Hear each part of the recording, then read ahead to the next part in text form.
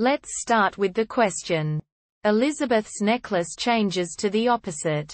To be clear, this isn't a question about whether or not choosing one necklace or the other has an impact on gameplay, or a duplicate of Elizabeth's brooch. Follow-up question, since please read in full.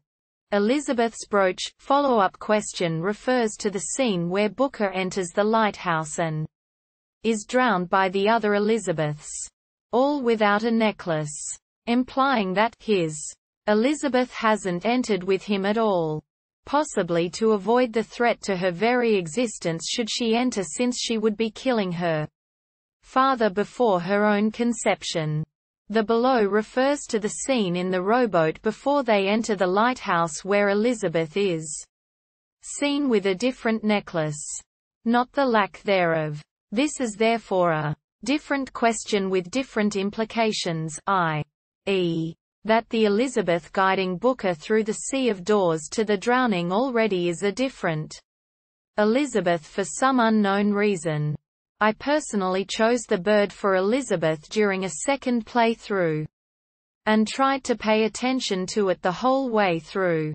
Now aware of its significance, I noticed the following. When I was rowing to the lighthouse with her and the Luteces for the third and last time before entering the lighthouse at the very end of the game, her pendant was briefly changed to the cage right up until Booker climbs the ladder of the dock, i.e., right after you cross the tear in the wall of your apartment of 20 years later to join the Luteces waiting for you.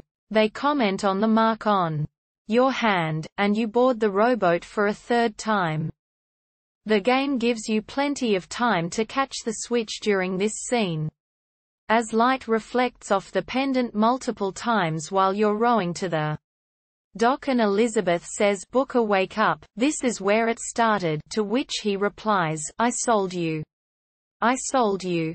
You can clearly see the pendant is now a cage when it should be a bird in my case. My question is, does this mean the Elizabeth that is with you during that very short segment is actually another Elizabeth? And, if so, what possible implications does it have? So how can we solve this? There's one possible answer. Answer 1. That's up to you. Honestly, I got the feeling that the entire game was mocking the idea of meaningful choice in the context of a game. All the little experiments the Luteces conduct with you are just micro versions of everything that's happening on a larger scale. You've played the game, you know how it will always end. Did you throw the ball at the couple, or the man on the stage? Doesn't matter, it continues on no matter what you chose. Switching the pendant on you in front of your very eyes could mean that Elizabeth is collapsing into a singular version of herself. A coalescence of the alternative versions of herself into a singular entity across time. It could mean that your Elizabeth is gone, because all Elizabeths are gone.